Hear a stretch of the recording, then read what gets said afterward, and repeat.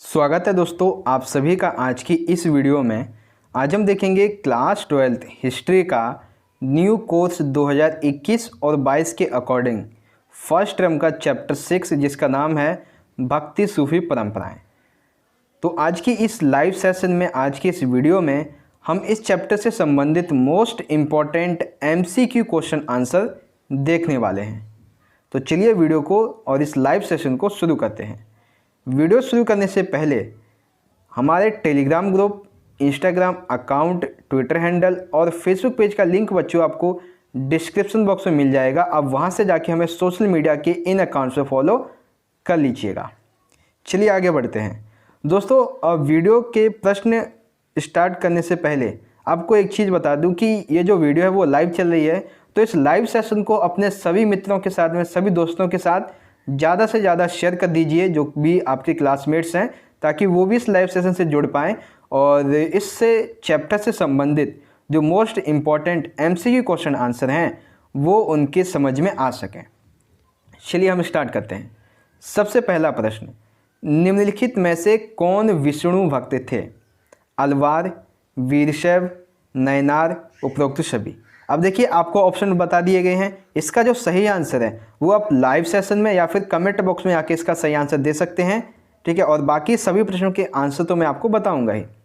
तो इस प्रश्न का जो सही आंसर है, विष्णु भक्त अलवार थे, ठीक है। विष्णु भक्त क्या कहलाते थे? अलवार। पहला ऑप्शन सही है। दूसरा क्वेश्चन, निम्नलिखित में से कौन शिव भक्त थे? अलवार, नयनार, जैन, उपरोक्त सभी। तो जो शिव भक्त थे वो नयनार कहलाते थे। शिव भक्त नयनार कहलाते थे। क्वेश्चन नंबर थर्ड, अलवार और नयनार संत किन कृषकों के द्वारा सम्मानित होते थे? गरीब कृषक, जमींदार, वेलाल कृषक, इनमें से कोई नहीं। तो अलवार और नयनार संत जो थे वो वेलाल कृषकों के द्वारा सम्मानित किए जाते थे, ठीक है। अगला देखिए क्वेश्चन 4 है, अंडाल नामक जो स्त्री थी यह स्वयं को किस देवता का प्रेयसी, यानी कि किस देवता को अपना प्रेयसी, अपना प्रेमी मानती थी?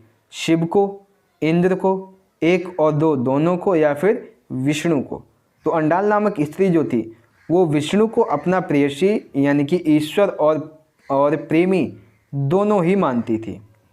तो यहाँ पर ऑप्शन 4 आपका सही है, ठीक है। क्वेश्चन नंबर 5, किस नयनार स्त्री ने शिव की घोर तपस्या का मार्ग अपनाया था? यानी कि ऐसी कौन सी नयनार स्त्री थी जिसने शिव की आराधना की? करिकाल, अंडाल, मीरा, इनमें से कोई नहीं। तो अंडाल तो विष्णु भक्त की होगी और मीरा कृष्ण की हो गई। अब बची करिकाल। तो करिकाल जो थी वो नयनार स्त्री शिव की घोर तपस्या का इसने मार्ग अपनाया था। तो ऑप्शन फर्स्ट सही है इसका। आगे देखिए क्वेश्चन नंबर 6, देवी की उपासना किससे पोते गए पत्थर के रूप में होती थी? ठीक है, चंदन, सिंदूर, तिलक या फिर रंग। तो देवी की जो उपासना थी वो सिंदूर से पोते गए पत्थर के रूप में की जाती थी, यानी कि ऑप्शन सेकंड आपका सही है, ठीक है। अगला क्वेश्चन नंबर 7 है, देवी की आराधना पद्धति जो थी ये क्या कहलाती थी? देवी की आराधना पद्धति निर्गुण भक्ति, सगुण भक्ति, तांत्रिक, या फिर इनमें से कोई नहीं। तो देवी की आराधना पद्धति जो थी वो तांत्रिक पद्धति कहलाती थी। कौन सी? देवी की आराधना पद्धति तांत्रिक पद्धति कहलाती थी। क्वेश्चन नंबर 8 है, सगुण भक्ति के अनुसार ईश्वर की जो आराधना थी वो कैसे की जाती थी? शिव, विष्णु तथा उनके अवतार की आराधना, सही है। देवियों की आराधना, सही है। मूर्ति रूप में आराधना, ये भी सही है। तो इस संदर्भ में सगुण भक्ति के अनुसार ईश्वर की जो आराधना थी वो उपरोक्त सभी तरीकों से की जाती थी, यानी कि ऑप्शन 4 यहाँ पर सही है। क्वेश्चन नंबर 9, कौन से देवता वैदिक कुल से संबंधित रखते हैं? कौन से देवता जो हैं वो वैदिक कुल से संबंधित रखते हैं? अग्नि, इंद्र, सोम या फिर उपरोक्त सभी। तो अग्नि, इंद्र, सोम ये तीनों ही देवता वैदिक कुल से संबंधित रखते हैं, यानी कि ऑप्शन 4 आपका यहाँ पर सही है बच्चों। ठीक है, अगला देखिए क्वेश्चन नंबर 10। वैदिक साहित्य की जो अवहेलना थी, यानी कि वैदिक साहित्य को किन्होंने नहीं माना या फिर किसने विरोध किया? यज्ञ ना करने वाले लोगों ने, तांत्रिक आराधना में लगे लोगों ने, वेदों को ना मानने वाले लोगों ने, या फिर इनमें से कोई नहीं। तो वैदिक सत्य की जो अवहेलना थी वो तांत्रिक आराधना में लगे लोगों के द्वारा की गई थी। वहीं जो तांत्रिक आराधना में जो वैदिक सत्य को मानते थे, उन वैदिक सत्य की परिपाटी के जो लोग थे उन्होंने तांत्रिक आराधना की अवहेलना की थी। यानी कि वैदिक सत्य ने तांत्रिक आराधना की और तांत्रिक आराधना ने वैदिक सत्य की अवहेलना की थी। यानी कि दोनों ही एक दूसरे के विरोधी बने हुए थे। ठीक है, तो क्वेश्चन नंबर 10 का कौन सा सही आंसर है? Option second. अगला क्वेश्चन नंबर 11 है, निर्गुण भक्ति के अनुसार ईश्वर की जो आराधना थी वो कैसे की जाती थी? निराकार ईश्वर की आराधना, अमूर्त रूप में आराधना, एक और दो दोनों, या फिर मूर्ति पूजा।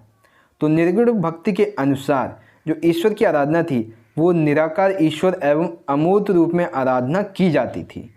यानी कि ऑप्शन थर्ड, पहला और दूसरा ये सही है। ठीक है, अगला क्वेश्चन नंबर 12। प्रारंभिक जो भक्ति आंदोलन हुए थे ये लगभग कब शुरू हुए थे? 5वीं शताब्दी में, 7वीं शताब्दी में, 8वीं शताब्दी में, या फिर 6ठी शताब्दी में? तो प्रारंभिक भक्ति आंदोलन लगभग 6ठी शताब्दी के आसपास शुरू हुए थे। यानी कि ऑप्शन फोर्थ आपका सही है। अगला देखिए क्वेश्चन नंबर 13। निम्नलिखित में से किस सम्राट के द्वारा ब्राह्मण और भक्ति परंपरा को समर्थन तो दिया ही गया, साथ ही साथ विष्णु और शिव मंदिरों के निर्माण के लिए इन्होंने भूमि अनुदान भी दिया? वे कौन से शासक थे? चोल शासक, पल्लव शासक, कुषाण शासक, या फिर इनमें से कोई नहीं? तो इसका सही आंसर है 13 का चोल शासक। ठीक है, ऑप्शन फर्स्ट आपका सही है। Question number 14। किस चोल शासक या फिर किस चोल सम्राट ने अपार संवदर और सुंदरार की जो मूर्तियां थीं, धातु की प्रतिमा एक शिव मंदिर में स्थापित करवाई? हरिसेन चोल, प्रांतक प्रथम, कुषाणों के द्वारा, या फिर राजेंद्र चोल?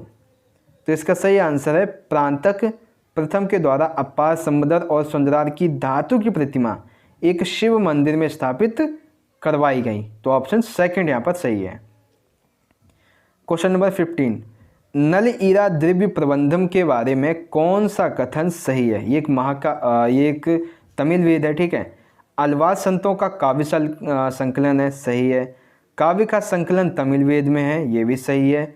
तो इस संदर्भ में जो ऑप्शन थर्ड है ए और बी दोनों, ये नल ईरा द्रव्य प्रबंधम के बारे में दोनों ही कथन सही है। तो ऑप्शन थर्ड यहाँ पर सही है आपका। Question number 16। कौन से वे शिव मंदिर थे जिनका निर्माण चोल शासकों की मदद से हुआ था?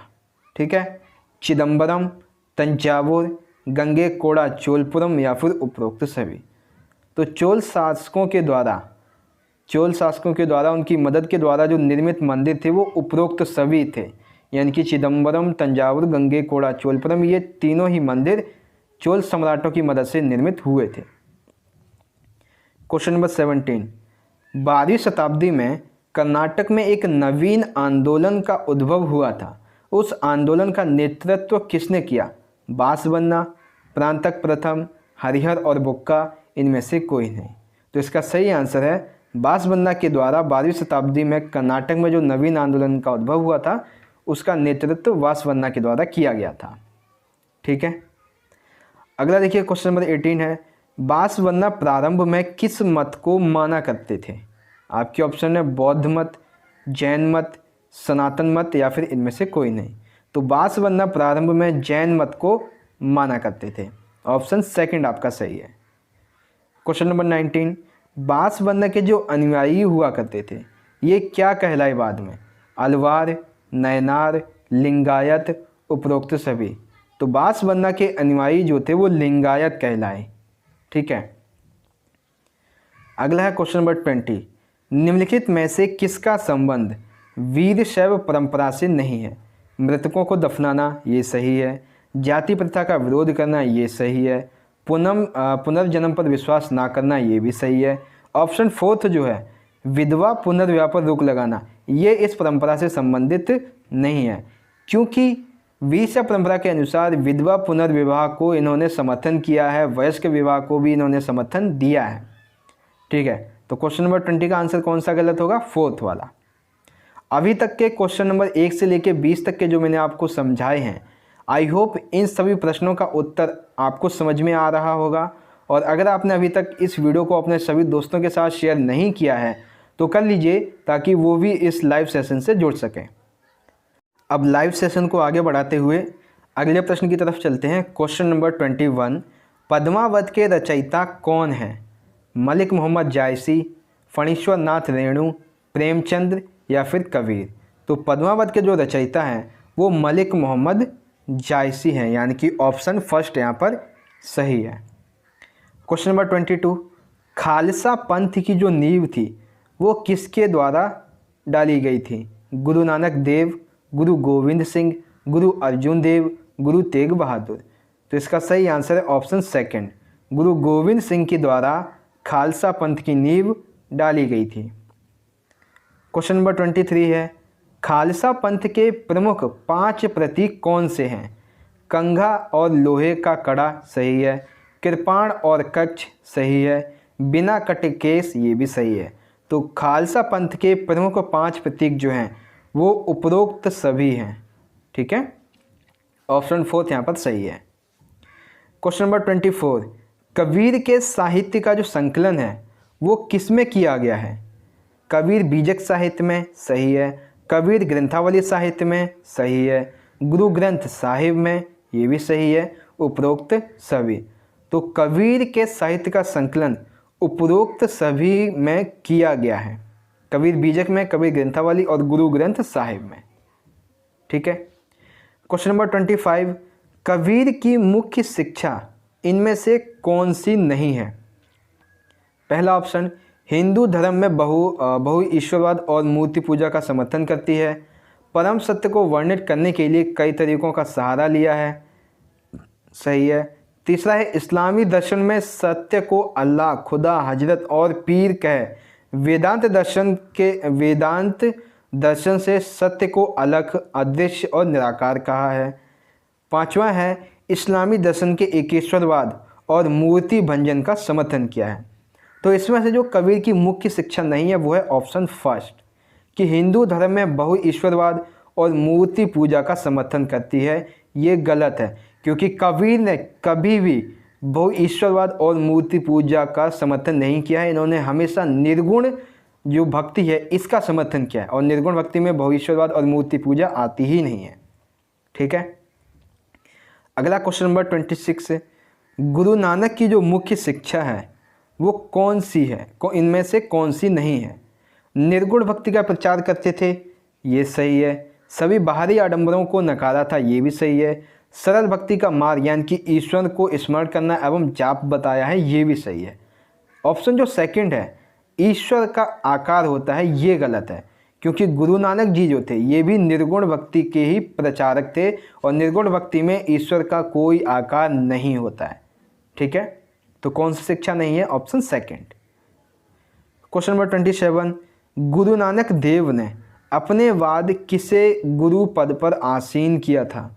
गुरु गोविंद सिंह को, गुरु नानक को, अंगद को या फिर गुरु अर्जुन देव को? तो गुरु नानक देव ने अपने बाद गुरु पद पर आसीन किया था अंगद को, यानी कि ऑप्शन थर्ड यहाँ पर आपका सही है।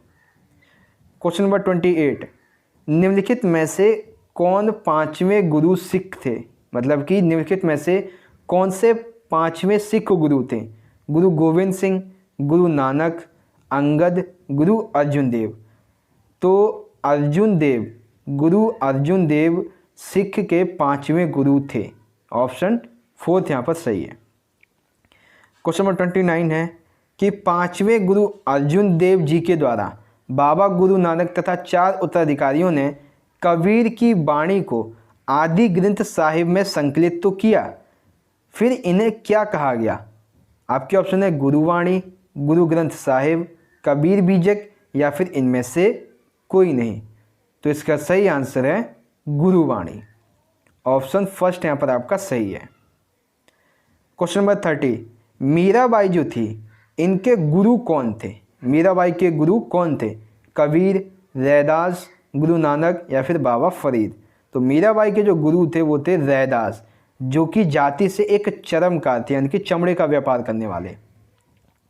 अब देखिए मीराबाई के बारे में यहाँ पे आपके 3 से 4 प्रश्न कंप्लीट हो जाएंगे एक ही प्रश्न में, ठीक है। देखिए मीराबाई के बारे में कौन सा कथन गलत है हमें ये बताना है। तो पहला देखिए, इनका जन्म जो था वो राजस्थान के मारवाड़ में हुआ था, जो कि मेड़ता जिले के राजपुताना कुलवंश में हुआ था, ये सही है। मेवाड़ के सिसोदिया कुल में इनका विवाह कर दिया गया था, ठीक है, यहाँ पे लिखा है विवाह कर दिया गया था। तीसरा है, मीराबाई ने अपना गुरु कबीर को चुना, जो कि एक चरमकार थे। इन्होंने विष्णु के अवतार कृष्ण को अपना पति मानकर, पति माना मतलब कि अपना प्रेमी और ईश्वर माना था। अब इसमें से मीराबाई के बारे में जो कथन गलत है वो है फोर्थ। हालांकि यहाँ पे जाति ठीक है चरमकार इनके गुरु की, लेकिन गुरु का नाम गलत है, क्योंकि गुरु का नाम जो है वो रैदास है। तो मीराबाई के बारे में कौन सा कथन गलत है? ऑप्शन थर्ड वाला। अगला क्वेश्चन नंबर 32, लिंगायतों के प्रमुख विचार इनमें से कौन से नहीं है? इनमें से ऐसा कौन सा विचार है जो लिंगायतों का विचार नहीं है? शिव की आराधना लिंग के रूप में करते थे, सही है। मृत्यु उपरांत भक्त शिव में लीन हो जाएंगे, अर्थात पुनर्जन्म में विश्वास नहीं करते थे। अपने मृतकों को विधि पूर्वक दफनाते थे, ये भी सही है। ऑप्शन फोर्थ जो है वयस्क विवाह और विधवा पुनर्विवाह को अस्वीकार किया, ये गलत है, क्योंकि इन्होंने वयस्क विवाह और विधवा पुनर्विवाह को समर्थन दिया था। तो लिंगायतों के प्रमुख विचार कौन से नहीं है? ऑप्शन फोर्थ वाला, ठीक है। क्वेश्चन नंबर 33, भक्ति संतों की जो जीवनचर्या थी वो कैसी होती थी? भक्ति संत अपना सारा जीवन घूम घूम कर बिताते थे। सुंदर और पवित्र प्राकृतिक स्थल को अपने इष्ट देवता का निवास स्थल घोषित कर देते थे और वहीं पर उनकी भक्ति करने लगते थे, ये भी सही है। आधुनिक समय में ये जो स्थल थे वो तीर्थ स्थल के रूप में विकसित हुए थे। तो भक्ति संतों की जो जीवनचर्या थी वो उपरोक्त सभी तरीकों से बीता करती थी, ठीक है। तो ऑप्शन फोर्थ आपका यहाँ पर सही हो जाएगा। क्वेश्चन नंबर 34 है, जो भक्ति संत हुआ करते थे इनके राज्यों के साथ संबंध के बारे में इनमें से कौन सा कथन सही है? यानी कि भक्ति संत और राज्यों के संबंध कैसे थे, इसके बारे में कौन सा कथन सही है ये बताना है। ऑप्शन फर्स्ट, भक्ति संत दक्षिण भारत के कृषक समाज के द्वारा सम्मानित होते थे, सही है। चोल सम्राटों के द्वारा मंदिरों का निर्माण करवाया गया, जैसे चिदम्बरम, तंजावुर और गंगैकोंडा चोलपुरम। इसमें शिव की कांसे की मूर्ति की स्थापना करवाई गई है, ये भी सही है। प्रांतक प्रथम के द्वारा अप्पार समुद्र सुंदरार की प्रतिमा शिव मंदिर में स्थापित करवाई गई हैं, ये भी सही है। तो भक्ति संत और राज्यों के संबंध जो थे वो काफ़ी अच्छे थे। इस संदर्भ में उपरोक्त सभी जो कथन हैं ये सही है। ऑप्शन फोर्थ आपका यहाँ पे सही हो जाएगा। क्वेश्चन नंबर 35, सूफी संतों के साथ राज्यों के संबंध कैसे थे? सूफी संत जो थे इनके राज्यों के साथ संबंधों के बारे में कौन सा कथन सही है ये बताना है। तो पहला है, शासक यह मानते थे कि सूफी संत अल्लाह और व्यक्ति के बीच एक कड़ी का कार्य करते हैं, ये सही है। सूफी संतों ने इतिवृत्तों में चित्रों को बनवाने का इनका समर्थन किया था शासकों का, सही है। जो शासक थे इनके द्वारा इन सूफी संतों की जो दरगाह होती थी इनकी जियारत की जाती थी, जैसे कि अकबर के द्वारा मोइनुद्दीन चिश्ती की 14 बार जियारत की गई थी। फिर उपरोक्त सभी, तो सूफी संतों के साथ राज्यों के संबंध काफ़ी अच्छे थे, जिसके संदर्भ में उपरोक्त सभी जो कथन हैं, यानी कि ऑप्शन फोर्थ आपका यहाँ पर सही है। अगला देखिए क्वेश्चन नंबर 36 है कि खानका जो हुआ करता था, खानकाह में जीवन कैसे बीतता था? पहला, खानका का नियंत्रण शेख अथवा पीर करते थे और उनके मुर्शीद करते थे। दूसरा, खानका में शेख अपने परिवार तथा मुरीदों के साथ रहता था, सही है। यहाँ के लोग मतलब यहाँ लोगों के द्वारा जो लंगर मिलता था, यानी कि जिसे फतोहू कहते थे, बिना मांगे खैर, इससे यहाँ पर रसोई का संचालन होता था। और फिर उपरोक्त सभी, तो खानका में उपरोक्त सभी तरीकों से, उपरोक्त सभी कथनों के आधार पर जो खानका में जीवन था वो चलता था। यानी कि ऑप्शन 4 आपका यहाँ पर सही है।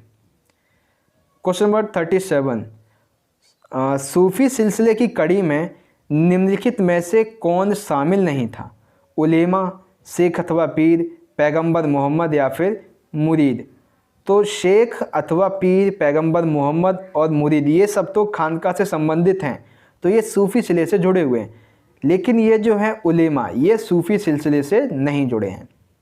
ठीक है, तो कौन शामिल नहीं है? ऑप्शन फर्स्ट, उलेमा इसमें शामिल नहीं है। आई होप समझ में आ गया होगा आप सभी को। अगला प्रश्न, क्वेश्चन नंबर 38, सबसे पूजनीय दरगाह जो है यह किसकी है?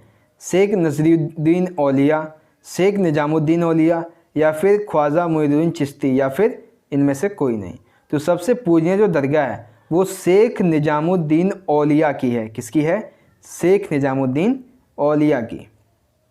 अगला क्वेश्चन नंबर 39, मोहम्मद बिन कासिम जो था यह किस देश का या फिर किस महाद्वीप का, मतलब कहाँ का शासक था ये बताना है। अफ्रीका, यूरोप, अरब या फिर भारत। तो मोहम्मद बिन कासिम जो था ये अरब का एक सेनापति था। कहाँ का?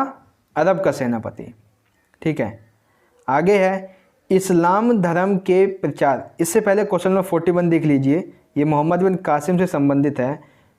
देखिए, मोहम्मद बिन कासिम ने सिंध को कब जीता एवं उसे खलीफा क्षेत्र में कब शामिल किया था? 711 ईस्वी में, 710 ईस्वी में, 811 ईस्वी में या फिर 911 ईस्वी में।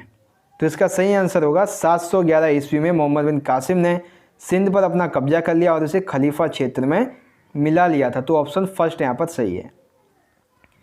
अब बात करते हैं क्वेश्चन नंबर 40 की। इस्लाम धर्म के प्रचार प्रसार में निम्नलिखित में से किसका योगदान रहा है? मोहम्मद बिन कासिम के द्वारा दिल्ली सल्तनत पर कब्जा करना, सही है। मुग़लों के आगमन के पश्चात इस्लाम धर्म था वो अधिक फैलने लगा, ये भी सही है। उलेमाओं के प्रचार प्रसार के द्वारा, ये भी सही है। तो इस संदर्भ में क्वेश्चन नंबर 40 का जो सही आंसर है वो है उपरोक्त सभी लोगों ने इस्लाम धर्म के प्रचार प्रसार में अपना योगदान निभाया था। क्वेश्चन नंबर 42, जजिया कर क्या था? ये जो जजिया कर था ये क्या था? खेती पर लिया जाने वाला कर, गैर मुसलमानों से लिया जाने वाला कर, गांव से लिया जाने वाला कर या फिर मुस्लिम लोगों से लिया जाने वाला कर। तो जजिया कर जो था वो गैर मुस्लिम लोगों से लिया जाने वाला कर होता था, यानी कि ऑप्शन सेकंड आपका सही है। आई होप समझ गए होंगे। अगला देखिए क्वेश्चन नंबर 43 है, जो शरिया था यह किससे संबंधित है? शरिया किससे संबंधित है? ईसाई समुदाय से, यहूदी समुदाय से, मुस्लिम समुदाय से या फिर उपरोक्त सभी। तो जो शरिया है वो मुस्लिम समुदाय से संबंधित है। अगला क्वेश्चन नंबर 44, सिलसिला का शाब्दिक अर्थ क्या है? शेख, सूफी, वंश, जंजीर। तो सिलसिला का जो शाब्दिक अर्थ है वो है जंजीर, यानी कि कड़ी, एक कड़ी के ऊपर एक कड़ी जुड़ी हुई है, यानी कि सिलसिला चला आता रहा है, ऐसे ही जंजीर है। तो सिलसिला का शाब्दिक अर्थ हो गया जंजीर। क्वेश्चन नंबर 45, एक कोटेशन दी हुई है, उसके आधार पर प्रश्न है कि जहाँ पर स्त्रियाँ विवाह के बाद भी अपने मायके में ही अपनी संतान के साथ रहती हैं, इस परंपरा को क्या कहा जाता है? मातृगृहिता, मातृ सत्तात्मक परंपरा, पितृ सत्तात्मक परंपरा या फिर इनमें से कोई नहीं। तो जहाँ पर स्त्रियाँ विवाह के बाद भी अपने मायके में ही अपनी संतान के साथ रहती हैं उसे मातृगृहिता कहा जाता है, उसे मातृगृहिता कहा जाता है। क्वेश्चन नंबर 46, सूफियों ने, जो सूफी लोग थे, इन्होंने पैगंबर मोहम्मद को क्या माना था? इंसान ए कामिल, इंसान ए कामिल, ईश्वर या फिर साधारण इंसान। तो सूफियों ने पैगंबर मोहम्मद को इंसान ए कामिल माना था। ठीक है, सूफियों ने पैगंबर मोहम्मद को क्या माना था? इंसान ए कामिल। क्वेश्चन नंबर 47, इस्लाम का ज्ञाता किसे कहा जाता था? जिस व्यक्ति को इस्लाम का ज्ञाता होता था उसे क्या कहते थे? काजी, शरिया, उलेमा या फिर इजमा। तो इस्लाम के ज्ञाता को उलेमा कहा जाता था। ऑप्शन थर्ड आपका यहाँ पर सही है। क्वेश्चन नंबर 48, शरिया की अवहेलना करने वाले लोगों को क्या कहा जाता था? बाशरिया, उलमा, काजी या फिर बेशरिया? तो देखिए, शरिया की अवहेलना में तो आप बेशरिया जोड़ दीजिए और शरिया का पालन करने वाले को बाशरिया कहते हैं। तो शरिया की अवहेलना करने वाले को क्या कहेंगे? बेशरिया। अब एक और प्रश्न है कि शरिया का पालन करने वाले को क्या कहा जाता है? तो इसे कहते हैं बाशरिया। पालन यानी कि बाशरिया और अवहेलना यानी कि बेशरिया। ठीक है। क्वेश्चन नंबर 48 का कौन सा आंसर हो जाएगा? अवहेलना करने वाले को ऑप्शन 4 बेशरिया और पालन करने वाले को ऑप्शन 1 बाशरिया। क्वेश्चन नंबर 50 देखिए, शेख निजामुद्दीन औलिया जो था, इसकी दरगाह कहाँ स्थित है वर्तमान में? दिल्ली, अजमेर, मुंबई या फिर गुजरात? तो शेख निजामुद्दीन की जो दरगाह है वो दिल्ली में स्थित है। कहाँ पर? दिल्ली में स्थित है। क्वेश्चन नंबर 51, शेख निजामुद्दीन चिश्ती की जो दरगाह है ये कहाँ पर स्थित है?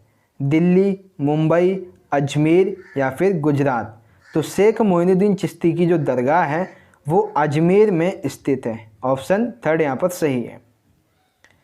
अगला देखिए क्वेश्चन नंबर 52 है, गरीब नवाज किसे कहा गया है? शेख नज़ीरुद्दीन शेख को, फरीदुद्दीन, बख्तियार काफ़ी, ख्वाजा मोइनुद्दीन चिश्ती? तो गरीब नवाज जो है वो ख्वाजा मोइनुद्दीन चिश्ती को कहा गया है। ऑप्शन 4 आपका यहाँ पर सही है। अगला देखिए क्वेश्चन नंबर 53 है, शेख मोइनुद्दीन चिश्ती की जो दरगाह थी, इस दरगाह की अकबर के द्वारा कितनी बार जियारत या फिर यात्रा की गई है? 14 बार, 10 बार, 12 बार या फिर 26 बार? तो इसका सही आंसर है 14 बार अकबर के द्वारा शेख मोइनुद्दीन चिश्ती की दरगाह की यात्रा या फिर जियारत की गई थी। क्वेश्चन नंबर 54, अमीर खुसरो जो कि एक कवि, एक संगीतज्ञ था, यह किसका अनुयायी था? शेख मोइनुद्दीन चिश्ती, शेख निजामुद्दीन औलिया, बख्तियार काकी या फिर इनमें से कोई नहीं? तो अमीर खुसरो जो कि एक कवि भी था, एक संगीतज्ञ भी था, यह शेख निजामुद्दीन औलिया का अनुयायी था। किसका था? शेख निजामुद्दीन औलिया का। इस लाइव सेशन का, इस वीडियो का सबसे आखिरी प्रश्न बचता है कि जो तुर्की मुसलमान हुआ करते थे, इन तुर्की मुसलमानों को क्या कहा जाता था? ताजिक, पारसीक, तुरुष्क या फिर यवन? तो तुर्की के मुसलमानों को कहा जाता था तुरुष्क। क्या कहा जाता था? तुरुष्क। तो इस तरह से हमारे ये सभी प्रश्न यहाँ पे कंप्लीट हो गए। तो इस तरह से बच्चों, हमारी आज की इस वीडियो के, इस लाइव सेशन के जो मोस्ट इम्पॉर्टेंट इस चैप्टर के भक्ति सूफी परंपराएं, इस चैप्टर के जितने भी MCQ थे वो यहाँ पर हमारे कंप्लीट होते हैं। आशा करता हूँ बच्चों आज का ये लाइव सेशन, आज का ये वीडियो आपको अच्छा लगा होगा। वीडियो अच्छी लगी हो तो लाइक करना। इस वीडियो को अगर अभी तक आपने शेयर नहीं किया है तो अपने सभी दोस्तों को व्हाट्सएप ग्रुप वगैरह पे शेयर कर दीजिएगा।